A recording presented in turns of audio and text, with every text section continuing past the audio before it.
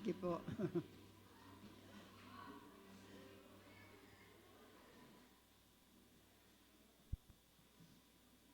Okay, yung mga batang maliliit.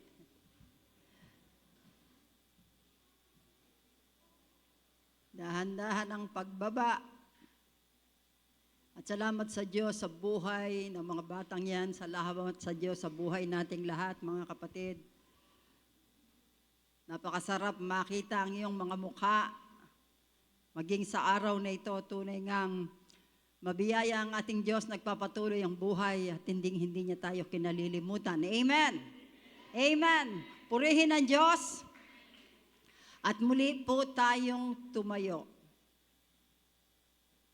Again, babasahin po natin ang kanyang napakabuting salita na napakasarap bulay-bulayin at basahin paulit-ulit na talaga namang magbibigay ng kakaibang pagpapala sa bawat isa sa atin. Kagaya ng binasa ni Sister Karen kanina, ito matatagpuan sa 1 Kings 17:9-16. Unang Hari, 17, mula sa mga talatang 9 hanggang 16. Ito po ay sasalin ng ang salita ng Diyos, Biblia.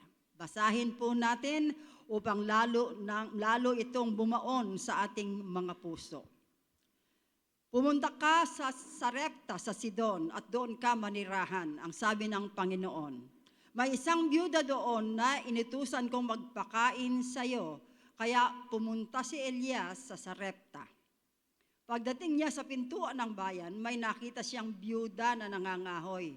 Sinabi niya sa babae, "Pakiusap, dalhan mo ako ng kaunting tubig na maiinom." Nang paalis na ang byuda para kumuha ng tubig, sinabi sa kanya ni Elias, "Pakiusap, dalhan mo rin ako ng tinapay."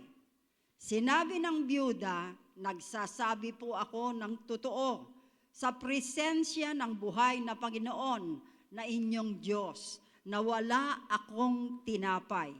Ang natitira na lang ay isang dakot na harina sa mangkok at kaunting mantika sa banga.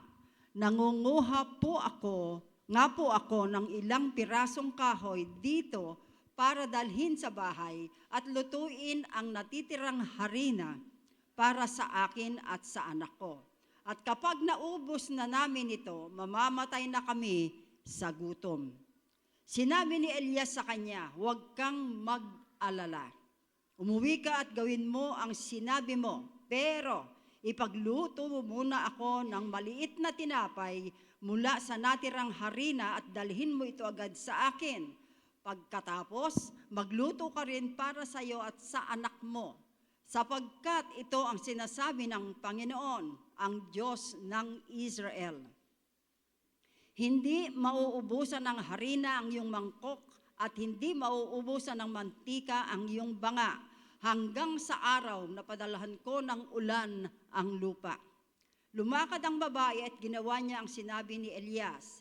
Kaya may pagkain araw-araw para kay Elias at para sa byuda at sa kanyang anak. Sapagkat hindi nauubos ang harina sa mangkok at hindi rin nauubos ang mantika sa banga, ayon sa sinabi ng Panginoon sa pamamagitan ni Elias. Pagpalain ng Panginoon ang kanyang banal na salita. Salamat, Lord. Salamat po. Tayo po ay manalangin. Amen, Diyos. Nagpapasalamat kaming muli sa inyo sa kabutihan niyo sa amin. Ito po ay nababasa namin sa inyong banal na salita. At wala po kaming pag-aalinlangan sa katotohanan nito sapagkat kayo mismo ang sumulat nito, Banal na Espiritu.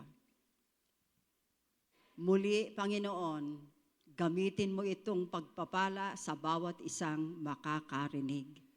Gawin mo itong mabuting binhi at itanim mo't isabog sa puso ng bawat isa.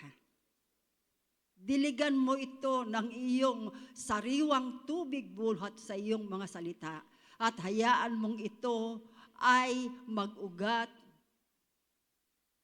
magkadahon, mamukadkad at magkabunga upang ito po ay tunay na maging biyaya at pagpapala sa amin mismo na nakatanggap at sa mga taong makakamalas nito sa aming mga patotoo. Bless us, Lord, through your word. And bless all those people who will hear your message today. At hayaan mong maging pagpapala rin sa lahat sa amin upang madala namin ito sa aming kapwa na nangangailangan din ng iyong napakabuting salita. Bless this moment from beginning to end. Ikaw lamang po ang maparangalan namin, wala nang iba pa. Again, Father, I will stand at your back. Use only your servant as your footstool, and let your will be done. Salamat po. In Jesus' mighty name we pray. Amen, amen, and amen. Sige po, makakaupo na po kayong lahat. Thank you, Lord. Salamat sa Panginoon. Kilala niyo po ba si Elias? Kung kayo po'y nagbabasa ng Bible, siya po ang ikalawang tao na na-rapture. Alam niyo po ba yung rapture, kung anong ibig sabihin? Dinala siya sa langit nang hindi namamatay, hindi niya naranasan ang kamatayan. Yung unang taong na-rapture, si Enoch po iyon. During the Old Testament pa rin, yung kauna-unahang chapter ng Genesis. At ang pangalawang na-rapture, si Elias po, na isang lingkod at propeta ng Diyos. Ngayon pong araw na ito ay sasariwain natin ang kapangyarihan ng salita ng Diyos, ang kapangyarihan ng Diyos na ating pinag-uusapan sa umagang ito. Ano po? Ang sabi po, humaharap sa kaparusahan ng bansang Israel dahil sa pagsamba nila sa ibang Diyos. Alam niyo po bang ang Israel, mula po nung ito ay tawaging Israel ng Panginoon at ilabas sila sa Ehipto, katakot-takot pong kaparusahan ang inabot ng bansang ito. Ano po? Kasi nga po, naku, napakamasuwayin.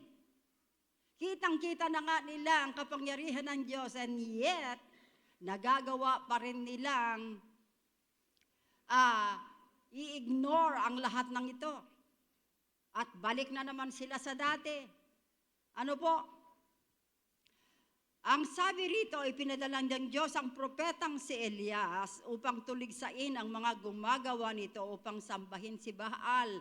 Biruin mo, nakapasok sila sa lupang pangako, subalit yung naratna nilang pananampalataya nung bansang, anong lugar na kanilang pinasok, inadapt nila yung pagsamba sa Diyos-Diyosan. At ito nga pong si Baal, na Diyos-Diyosan ng mga Amorita, ng mga Kananeo, ay sinamba rin nila.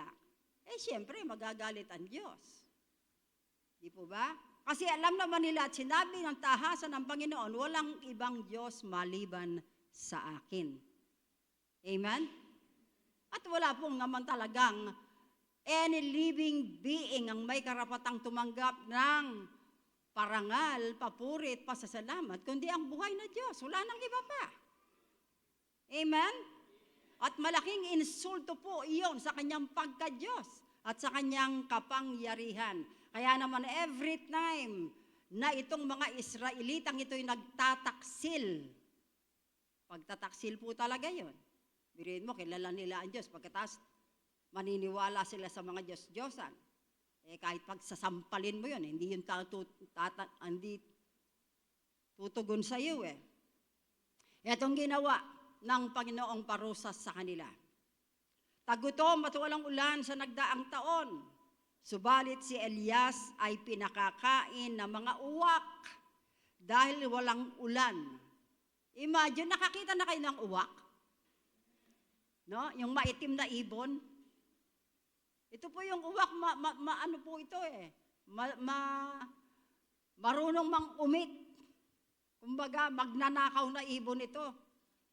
Ano po? At siya po ang ginawang kasangkapan ng Panginoon para sustentuhan sa pagkain si Elias. Natuyo ang sapa kung saan siya umiinom. Pati yung sapang iniinuman ni Elias natuyo. At inutusan siya ng Panginoon na pumunta sa Sidon, sa bayan ng Sarepta at manatili roon, at uutusan ng Panginoon ang isang byuda upang pakainin siya. At ito po ang nakatutuwa rito. Sabi, yung byudang yon, isang gutom at mahirap na byuda. Paano ka pakakainin ng isang gutom at mahirap na byuda? Ano po? Pati yung kanyang kakainin mismo ay wala. Ito po ang hiwaga. Ang pag-uusapan po natin sa umagang ito, how Elijah's faith being tested, even the widow. Paanong sinubok na ang pananampalataya ni Elias at ang babaeng balo. Marami po tayong mapupulot, kaya pakinggan niyo pong mabuti. Una ang sabi, how Elijah's faith being tested, even the widow.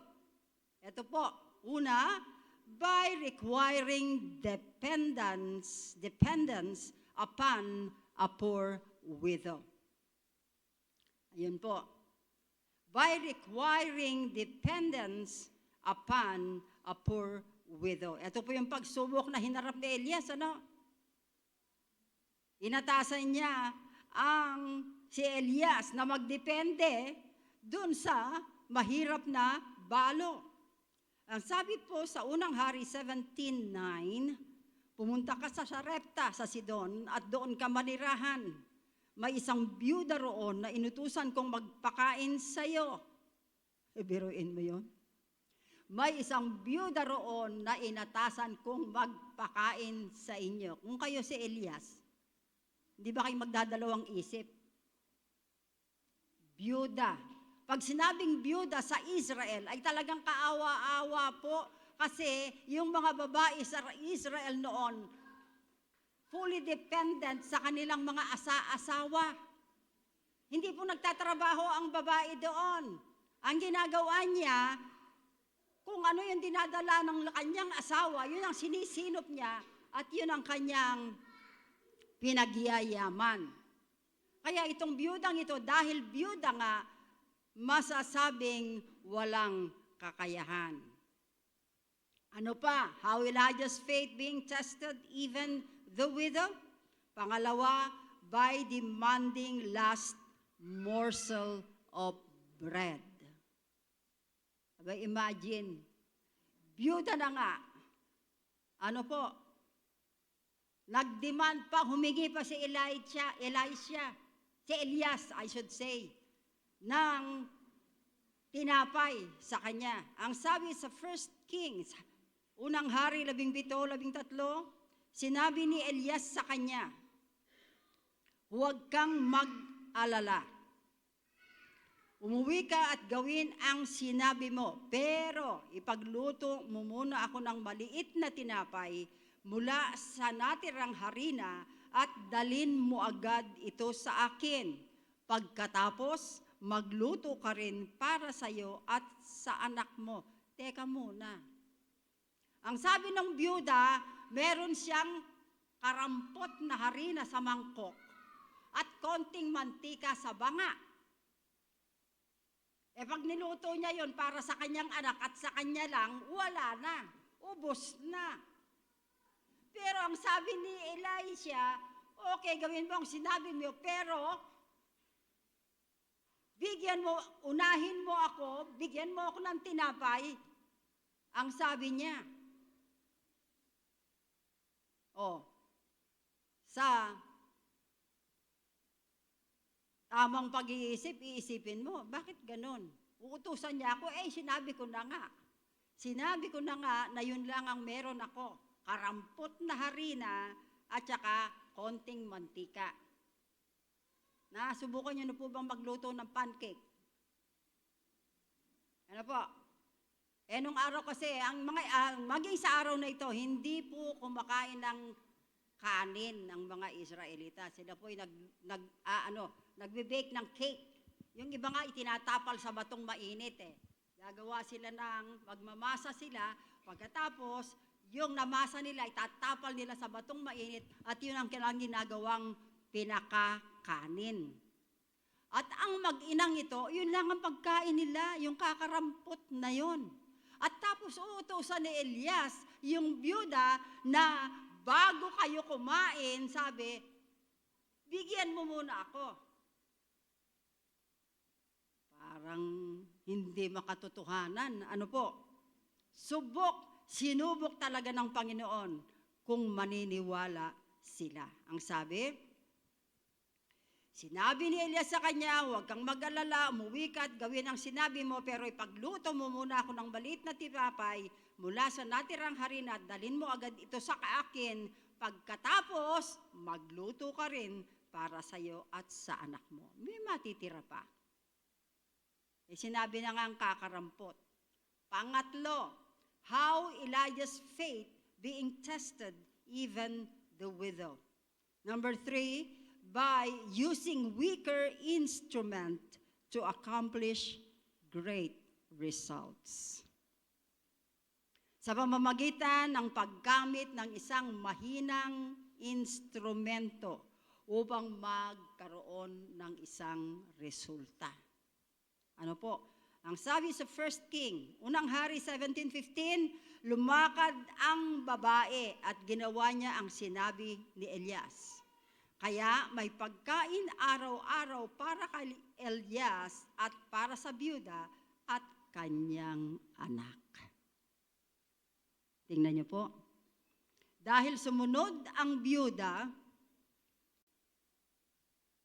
sunod siya sa sinabi ni Elias, ang sabi, may pagkain sila araw-araw para kay Elias at para sa kanyang anak at para sa kanya.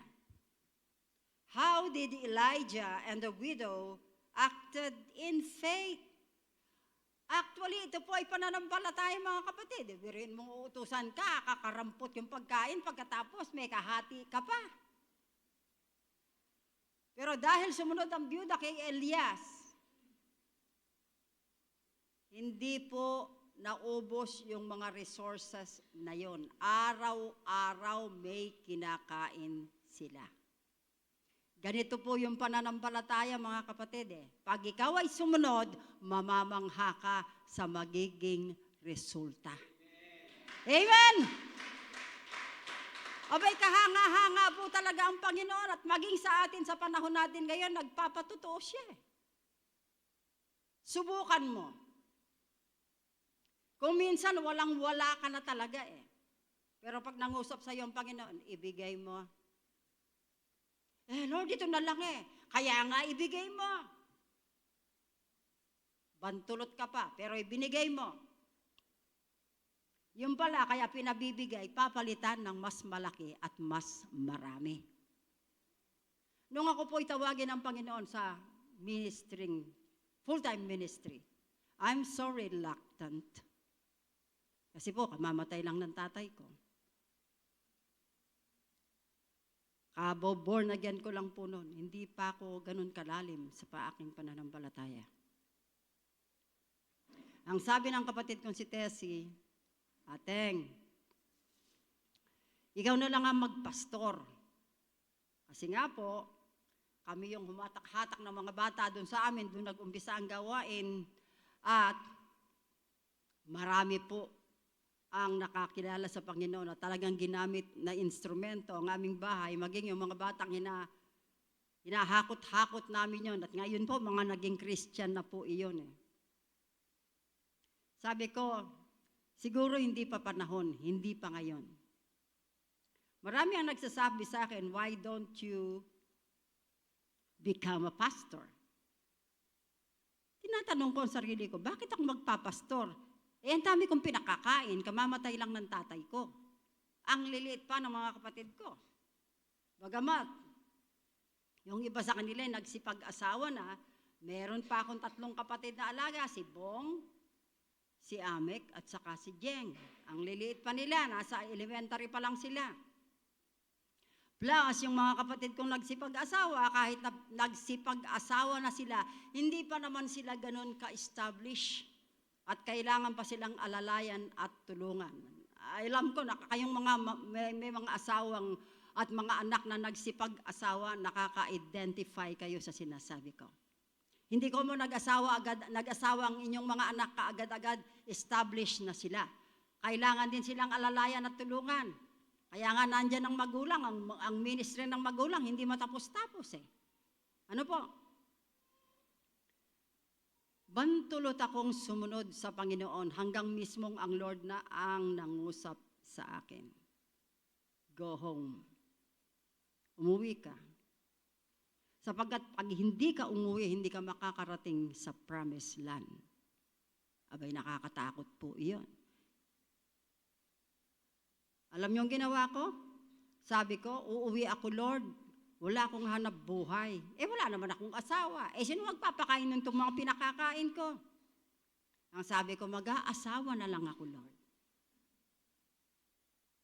Ginawa kong scapegoat yung pag-aasawa. Hindi naman yun na sinabi ng Panginoon sa akin. Ang sabi niya, umuwi ka. Tumigil ka sa trabaho mo. Yung pala, gusto niya mag-full-time ako sa ministry. Later ko lang yun naintindihan nung mamatay na yung kapatid kong si Bong.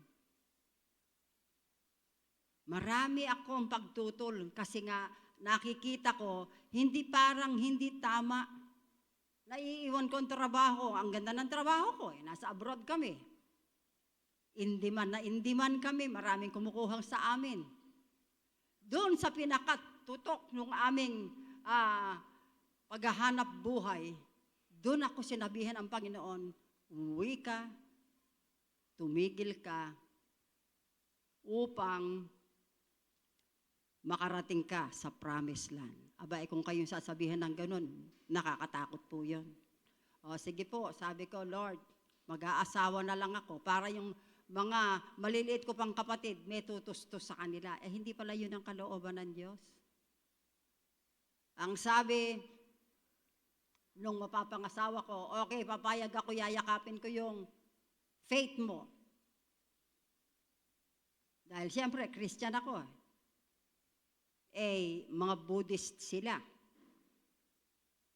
Pumayag kami, nagkasundo kami. Engaged na nga kami, umuwi ako. Sunisustentuhan pa niya ako But later on, nung uuwi na siya rito sa Pilipinas, kasabi-sabi sa akin, sabi ng nanay ko, pagkatapos ko daw magpakasal sa'yo in Christian way, magpapakasal tayo sa Japan ng Buddhist way.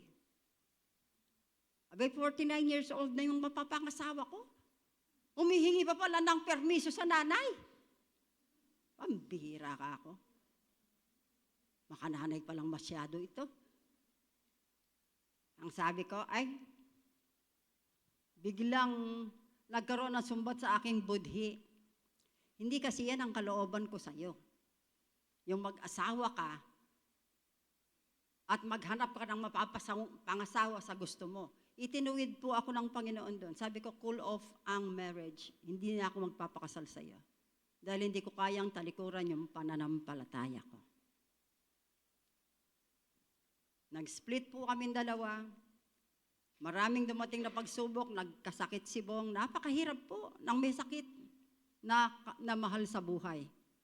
Kasi unang-una sa lahat, damay na yung emosyon mo, damay pa yung katawang physical mo kasi you have to take care of them. Bagamat may asawa si Bong, kailangan niya ng assistant sa hospital. Ilang buwan din siya, kalahating buwan sa Bataan Doctors. At pagkatapos, hindi lang po yun, pati bulsa kasama. Wala na akong hanap buhay noon. Ang hanap buhay ko na lang yung negosyo namin sa Las Piñas. Ano po? At pagkatapos po noon, hindi ko alam kung ano ang gagawin ko kasi itong mga kapatid ko, wala pa namang well-to-do sa kanila. Nagsusurvive pa lang sila for the sake of their children. So, hindi ko sila maobliga. hanggang sa mamatay ang kapatid kong si Bong. At may naiwan na naman, 3. Bagamat hindi ko sila anak, meron silang nanay. Subalit, wala rin tiyak na hanap buhay si Arlene. Nagtitinda lang siya sa palengke. At sinong aalalay sa kanila? Heto na naman si Lord, nung mamatay si Bong. Namatay ang kapatid ko 2009 of January. Ang sabi sa akin ng Panginoon, go home. Leave this place. And mag-full-time ka sa ministry. That is 2009. Talagang nakipagbuno pa ako sa Panginoon para pumayag na mag-full-time sa ministry. At last, nagtagumpay ang Panginoon, pumayag ako na umuwi. Teka muna, Lord, uuwi ako. Ano ang kakainin ko? May sinusuportahan ako mga bata, may nanay akong inaalagaan. Tapos wala naman kaming hanap buhay. Yung tindahan lang namin sa Las Piñas ang bumubuhay sa amin. Saan kami kukuha ng kakainin? Nangusap sa puso ko ang Panginoon para makita mo at mapatunayan, sumunod ka muna. Kasi wala kang makikita kung hindi ka susunod. Then, nag-decide po ako, sige po Lord, magpo-full-time ako sa ministry at tamang-tama, nag-resign ng pastor dito, tinawagan ako ng PGCAG at ang sabi nila, ako daw po ang magpapastor na sa church ng James for full-time ministry. Itinindig po nila ako 2010 and from 2010 until present, ako na po ang naging full-time pastor ng church ng James. At ang sabi ko sa Panginoon, saan ako kukuha ng kakainin? Ang sabi ng Panginoon, sumunod ka para makita mo. At nung ako'y sumunod, ipinakita ng Diyos sa akin ang mga bagay-bagay na hindi ko maunawaan. Ang tanong ko, sinong magpapakain? Of course, ang Diyos ang magpapakain sa akin. Binigyan niya ako ng full-time ministry. Ang ministry ang nagbigay sa akin para kami mag-survive. At yung naipundar ko sa Las Piñas, ginamit na kasangkapin ng Panginoon niya na para lang ako nag-ipon.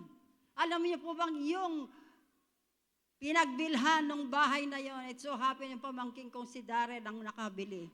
Yun po ang nagpaaral sa akin sa Bethel Bible College, kaya ako nakapag-aral. Ayan, si Jan, isa na rin. At yung mga batang natulungan for the ministry. Kung iisipin ko, looking back, nanghihinayang ako, hindi po. Manghihinayang ako kung hindi ako sumunod sa Panginoon. Kasi po, ganito po yung testing ng faith. Susubukan ka ng Diyos pag walang-wala ka. Wala kang maipagmamalaki. Kasi noon, ang lagi kong pinagmamalaki, yung talent ko, yung kakayahan ko, ano po. Pero nung sabi niya, talikuran mong lahat yan, walang naiwan, kundi ako at ang Panginoon lang. Doon na ipinakita ng Diyos. Ito yung iniwan mo, eto ngayon ang tatamasahin mo dahil pinili mo ako. Amen mga kapatid! Walang panghihinayang katulad ng nangyari kay Elias at sa biyudang ito sabi, how did Elijah and the widow acted in faith? If we are in the same situation, how to act in faith? Ano po ang sabi? Paano sila tumugon sa pamamagitan ng pananampalataya? At kung tayo man, kayo man, ay nasa parehong sitwasyon, paano mo ito tutugunin? Number 1, ang sabi, believe what the Lord, the God of Israel said. Paniwalaan mo ang sinabi ng Panginoon, ang Diyos ng Israel.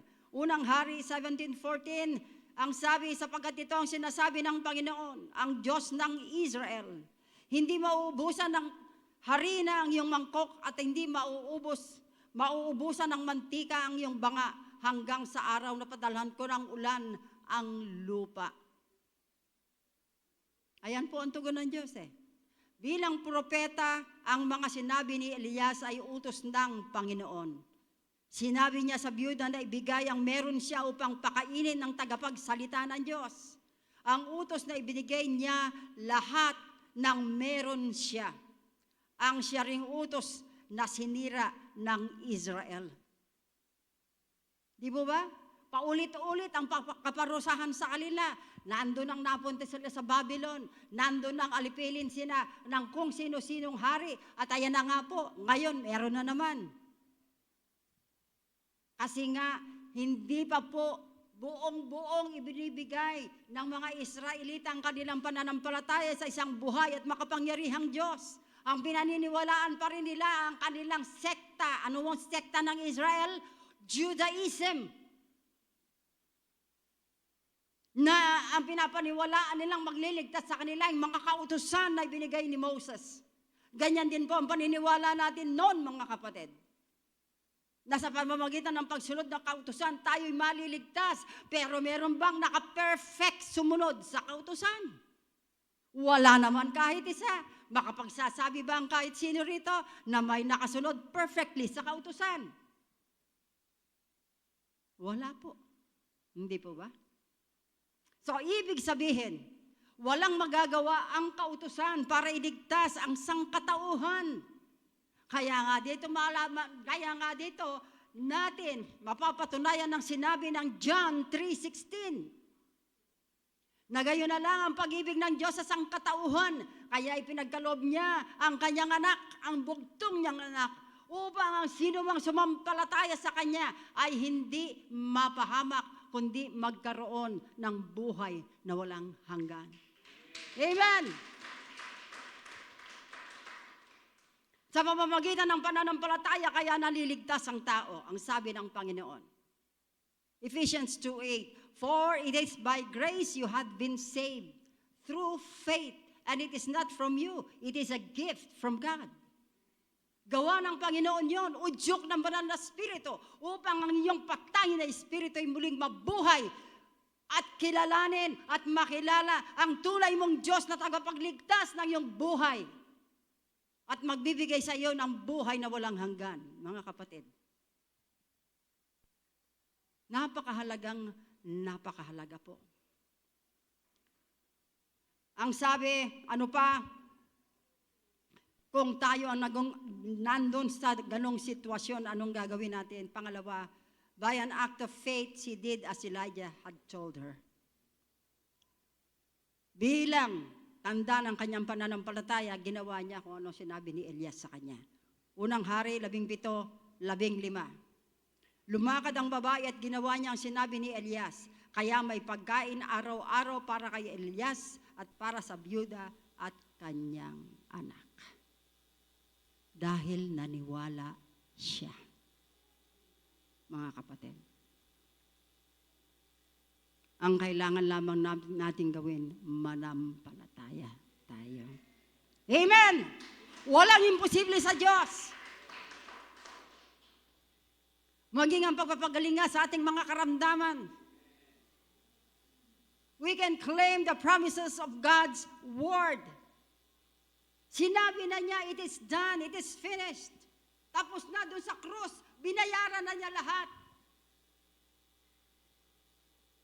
Ang kailangan mo na lamang gawin ay paniwalaan mo ito. Banggitin mo ito. At ideklara mo ito sa pangalan ni Jesus sa iyong sarili. Araw-araw banggitin mong tinatanggap mo ang pagpapagaling ng Panginoon at gagaling ka, kapatid. Amen. Wala pong imposible sa Panginoon. If you believe. Always remember this. The demand of the covenant is not given without the promise of the covenant. Ang inihingi ng kasunduan ay hindi itinakda ng walang pangako. Amen? Kapag nakipagkasundo ang Diyos, may pangako iyon. Amen. Hindi hingi ang Diyos ng higit pa sa mga pangakong ibibigay niya. Amen? Siya ang humingi eh. Meron bang imposible sa Panginoon, mga kapatid? Lumitaw ang lahat ng bagay sa pamamagitan ng kanyang sinabi. At magkaroon ito, at magkaroon yan, at magkaroon, at nagkaroon nga. Sinong makakalikha ng mga heavenly bodies sa himpapawid? Sino makapagpapalutang nito? Tayo man, nakalutang sa ere. Bakit hindi tayo nangangahulog? Because of the force of gravity na likha ng Panginoon. Kung tutuusin, dahil ang mundo'y bilog, abay lahat tayo, pero lumalakad tayo sa patag na daan. Bakit? Ito ang kapangyarihan ng Diyos. And He sustains us every day for everything we need. The sun, the moon, the air, the oxygen we breathe. And the life we have in our being. Mga kapatid, ito ang kapangyarihan ng Diyos na kung pagdududahan natin, aba, tayo ang lugi. Pagdududahan mo ang Diyos na nagsabi at magkaroon at humiwalay ang tubig mula sa lupa at binigyan ng hangganan ng dagat para hindi pumunta sa lupa. Sinong makagagawa niyan? Tanging ang Diyos lang na makapangyarihan sa lahat. Amen! Mga kapatid, ikaw man akala mo wala nang halaga ang buhay mo. Ang akala mo tapos ka na. Hanggang hindi kinukuha ng Panginoon ang buhay mo, hindi pa siya tapos sa iyo. Huwag mong husgahan ang iyong sarili. Hintayin mo ang sinasabi ng Diyos. Pakinggan mo ang kanyang sinasabi. Isagawa mo ito at dito mo mamamalas kung gaano katotoo at kamakapangyarihan ang kanyang mga salita at pangako sa bawat isa sa atin. Amen! Purihin ang Diyos. The experience further strengthened Elijah's confidence in God's providence. Makapangyarihan ang Diyos ni Elias. At hindi lang yon, namalas ni Elias ang kapangyarihan ng Diyos. Hindi po ba? At tatandaan nyo kung binabasa nyo ang Bible ninyo. Nagpababa ng apoy si Elias sa mga handog na ginawa niya dahil gustong patunayan ng mga saserdote ni Baal na makapangyarihan sa Baal. Ang ginawa ni Elias, ang sabi niya sa mga Israelita, ngayong araw na ito'y patutunayan ko sa inyo kung sino ang makapangyarihan sa lahat. Nagpapatay siya ng mga hayop, gumawa siya ng dambana, mga patong pinagpatong-patong at nilatag niya lahat yung mga patay na hayop. At saka sabi niya, buhusan niyo ng tubig, buhusan niyo ng tubig. At binuhusan, basang-basa ang handog.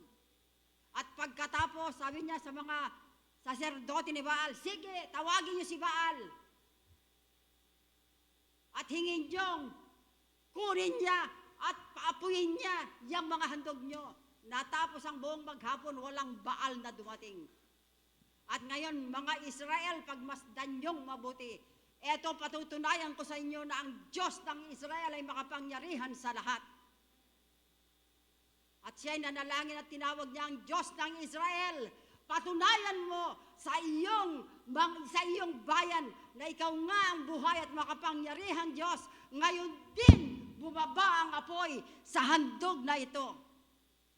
At pagkatapos nun, bumaba ang apoy at nilamon lahat yung inihandog doon sa dambana na nilagyan pa, binasa pa ng maraming tubig. Kaya ang nangyari, ang sabi niya sa mga Israelita, ngayon napatunayan niyo na ang Diyos na tinatawag ko ay buhay. Hinabol nila ang mga saserdote ni Baal at they slaughtered them. Sapagkat napatunayan na ang Diyos ang ito na sinasamba nila ay false God at hindi totoong Diyos. Ang Diyos na tinawag ni Elias, ang buhay at makapangyarihang Diyos. Amen, mga kapatid. Amen!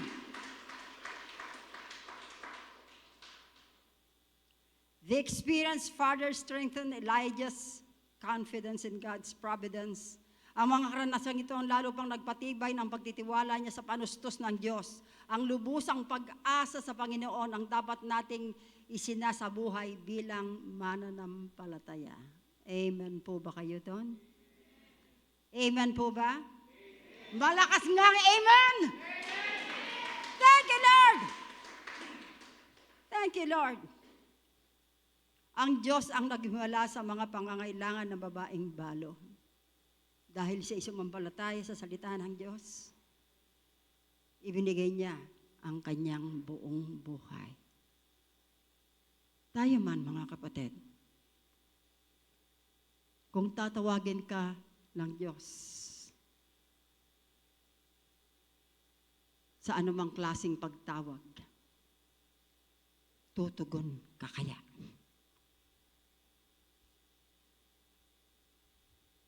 Ang lahat ng umaasa sa Panginoon na hindi nabibigo. Ako mismo napatunayan ko yon at napakarami pang kwento at testimony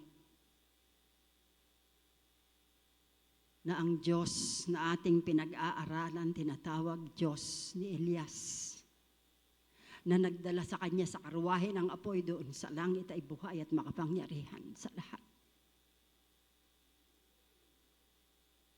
Huwag mong tingnan ang buhay mo na walang halaga. Araw-araw na ibinibigay ng Diyos sa atin ay napakahalaga. Patunay na mahal ka niya. At hindi siya nagkamali nung tawagin ka at ipakilala niya ang iyong anak sa kanya. Amen, mga kapatid. Alam niyo po bang kaya natin nakilala si Jesus? Because of the will of the Father. Kaya natin nakilala ang kanyang anak na si Jesus dahil sa kalooban niya. Lahat ng nangyari sa atin na hindi aksidente, ito po ay pinagtiyap-tiyap. All things work together for good, for those who love God, for those who are called according to His purpose. Kaya kung sa mga sandaling ito, at nariyan ka at nakikinig ka, at maging yung mga nakatune in ngayon sa social media, hindi aksidente na narinig mo ang mensaheng ito. Para minsan pa, ipaalala at sabihin sa iyo, hindi nagkamali ang Diyos nung piliin ka. Wag mong sabihin, pastora, hindi naman ako nag-aaral, wala akong pinag-aralan. Kahit ako, hindi ako nakapag-aral. Alam niyo po ba yun, mga kapatid? I finished college because of dun sa proyekto ng gobyerno, because of Manny Pacquiao. Kaya ako nagrantan makakuha ng bachelor degree. Alam niyo po ba yun? Nung araw ang kala ko, ang hangganan ng buhay ko hanggang doon na lang. Pero araw-araw na i-excite ako sa maaari pang gawin ng Panginoon sa buhay ko. To bless Him and do the ministry for His glory. Sana ganito rin ang pananaw niyo. Hindi kaila sa inyo ang aking karamdaman. Yes, sinabi ng doktor, ganito ako, ganito ako. I don't receive that. Ang tinatanggap ko ay ang sinabi ng Panginoon sa kanyang salita na hindi pa siya tapos sa akin. Patunay, nandito pa ako. Buhay pa ako at nagsasalita sa inyong harapan ngayon. Ngayon ikaw, kapatid. Anong kakayahan mo? Baka mamaya may sinasabi sa iyo ang Panginoon. Will you miss the chance? Palalagpasin mo ba ang pagkakataong yan? Sayang naman. Kasi pag pinalagpas mo yan, marami kang panghihinayangan sa buhay. Subalit kapag naisagawa mo naman yan, dito isa-isang ipare-realize sa iyo ng Diyos. Kaya nga ganito ka. Kaya nga ganyan ang nangyari sa iyo. Kasi nga may dakila akong layunin sa buhay mo. Lahat tayo special sa paningin ng Diyos. May pinag-aralan ka man o wala. Mayaman ka man o mahirap. Iisa lang ang pagtingin ng Diyos sa bawat isa sa atin. Mahal niya tayong lahat. Napakahirap ipaliwanag. Pero nakakataba ng puso upon realizing how much God loves us. Marami tayong dinanas na frustrations. Yung mga pangarap na akala natin makakabuti sa atin. Pero hinayaang mangyari ng Diyos yan para mangyari ang kalooban niya. For our good. Kasi mahal niya tayo. At kahit sandali ayaw niyang mapawalay, mawaglit tayo sa kanyang paningin. Dahil kung hindi na niya naising makilala mo ang tanging daan patungo sa kanya, ang kanyang anak. Na kung saan siya mismo ang nagdala sa iyo, sa paanan ni Jesus, upang makilala mo si Jesus na siya mong katangi-tanging tagapagligtas at daan para makarating ka sa Ama. At upang makilala mo rin ang Diyos Ama. Dahil sa pamamagitan lamang ni Kristo mo makikilala ang buhay at makapangyarihang Diyos. Wala nang iba pa. There's no other way, kapatid. Only through Jesus. No one can go to the Father. No one can go to the Father except through Him. Because He is the only way. He is the truth. And He is the life. The true life. An abundant life na pangarap niyang ibigay sa bawat isa sa atin. Amen po. Aming Diyos, nagpapasalamat ka po. Salamat sa mensaheng ito na ibinigay mo sa amin na minsan pa isariwain namin ang kakayahang manampalataya sa inyo. Ang pananampalatayang ito na kung hindi mo ipagkakaloob sa amin ay hindi namin magagawa. Kaya pala nariyan ka, Banal na Espiritu, to help us, to teach us, to show us the right way, the right thing to do.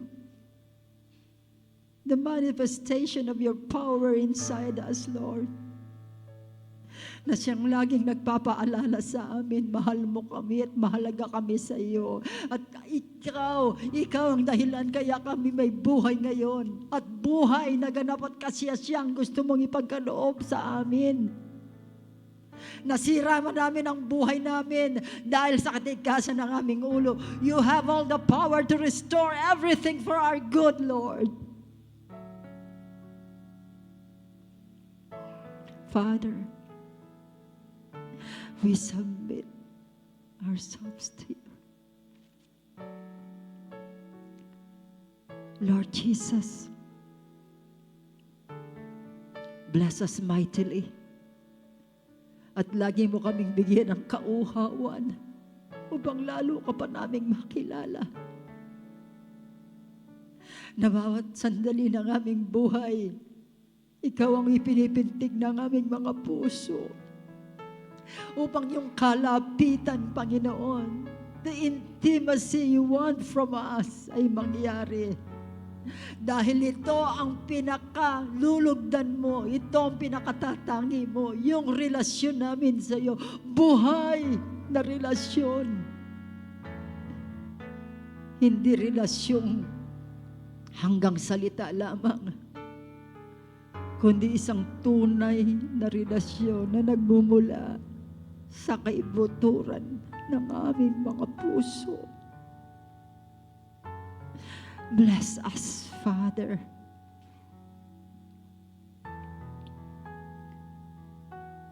And let the power of your presence be with us always through the Holy Spirit in us. In Jesus' mighty name. Thank you, Lord Jesus. Because of you, we receive these promises. Thank you, Lord. Salamat, Panginoong Jesus. Sa iyong dakilang pangalan, tinatanggap namin ang lahat ng mga pribilehiyong meron kami dahil sa iyo. In Jesus' mighty name we pray. Ang lahat ng anak ng Diyos ay magsabi ng malakas na! Thank you, Lord. Thank you, Lord. Thank you, Lord.